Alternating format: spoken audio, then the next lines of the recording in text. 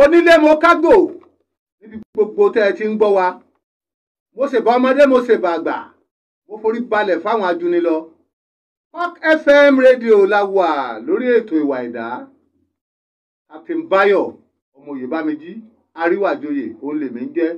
Tó ibi tí ọdún bá ti dùn lọ́mọdé ti ń sọdún. Rock FM rédíò bí àkùkọ bá kọ láyé ẹgbẹ́ àgbà lọ́ọ̀ ni ìwà ẹ̀dá.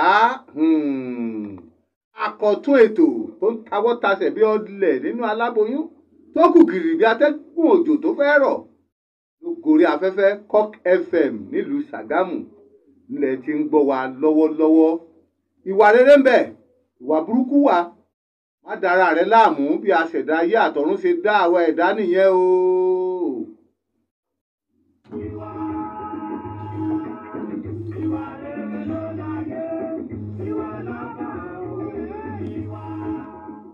Ó tọ́ ká rojọ́ olóore ní gbangba ká tún sọ tìkà ní gbàgede. Fáráyé ò bá sayé re la fi mọ rántí èrò ọ̀run.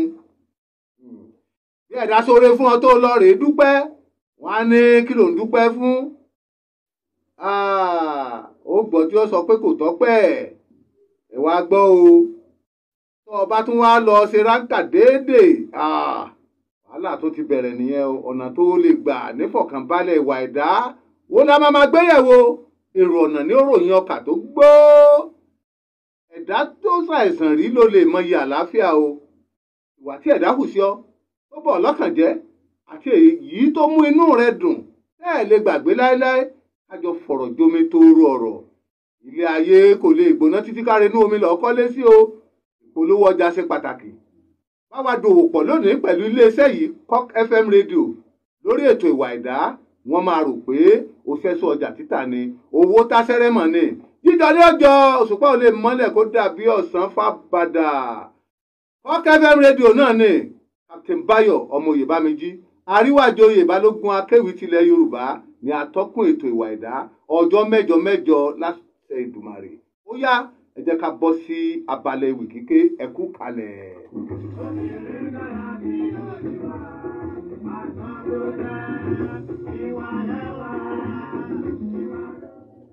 Ẹgbẹ́kẹ́gbẹ́ atótó arére o mo fẹ́ sísọ lójú eégún. Ẹ wá nǹkan fìdílé tàbí kẹ́ fìdílé nǹkan káwárí òwò àwo kárẹ́yìn eégún bó ṣe pọ́n koko lábẹ́ aṣọ. Èrò tó ń lọ ẹ̀yà wá gbọ́ káyọ bíléèdì ti tìmùtìmù. Kẹ́ wo à ń pè láìda kẹ́ jẹ́ kájọ kó irin sẹ́kátú ojú agogo káwárí kọ́lọ́kọ́lọ́ ohun èlò tó yìnbó tó pọ̀. Ẹ ràn mí lọ́wọ́ mo fẹ́ tú fún èèrà ká mọ̀ bóyá kòkòrò ń jẹni tàbí kò mú mo fẹ́ túlé kan áyán funfun. Ó yá ká sọ sókè jẹ́ kájọ wò dí rẹ bíi kókó bíi èèwo gẹ̀dẹ̀gẹ̀dẹ̀ ń bẹ lábẹ́ rẹ tó bò mọ́bẹ̀. Jáwọ́ ń bẹ̀ ọmọ iléèwé pẹ̀lú ọmọ ẹ̀kọ́ṣẹ́ tó ń ṣẹgbẹ́kẹ́gbẹ́ ta ló fi jọ nínú mọ̀lẹ́bí yín. Ọmọ àlè ni ọ bàbá rẹ sọmọlúwàbí pọ̀. Bó bá délé àṣẹrẹ jẹ́ bí ọmọ rere. Ẹgbẹ́ atúlùṣe ń bẹ níbẹ̀ kò bá wọn kópa rárá. Ẹgbẹ́ orí burúkú ní wu olórí dúdú ọmọ ṣe. Ọmọ sífù ìmọ̀mù tó ya jàgídíjàgan. Ọmọ alàgbà nínú ìjọ tó yọ̀ dájú. Jáwọ́ nítorí kò ṣeré níbẹ̀. Ọmọ rere la fi ṣaṣojú níbi gbogbo. Owó onírú owó aláta má ṣe dà wọ́n sígbó. Imported orúkọ kò bọ́ sí rárá inú gálágálá ló ń kó wọn lọ. Oògùn olóró kò dáa rárá ikú oró ló fi ń pa wọ́n ni mo ṣe ń ké tantan.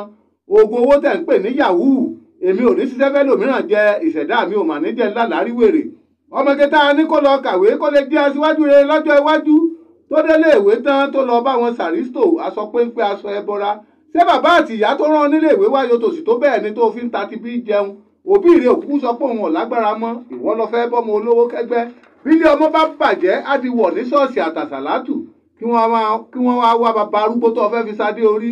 Bọ́mọ bá lè tẹ̀síwájú nínú ẹ̀kọ́ ẹ̀ tó kọ́ nítorí ọwọ́ òbí kún sọ́sọ́ bó bá kọ́ sí ọwọ́ kó sátijó lórí ire ọmọ. Ó tó gẹ́ ẹ jẹ́ kó gun ó mí ẹ jẹ́ kó gun ó sinmi. Ẹgbẹ́kẹ́gbẹ́ ìwà rere ló ń bà á jẹ́ ẹ sinmi ìpànìyàn. Gbogbo wa pátá ànípin ìkìn bí ẹ̀kọ́ yangan ànídẹran ẹbọ. Tó orí ètò ìwà ẹ̀dá la wà níléeṣẹ́ Rock FM rédíò nílùú Ṣàgámù. Ebi kì í pa oyún inú kó jẹ̀dọ̀ ìyá ẹ̀ á fìrè pàdé láyọ̀. Ẹ lè pè sórí aago 07059995552. Gúbọ̀ Captain.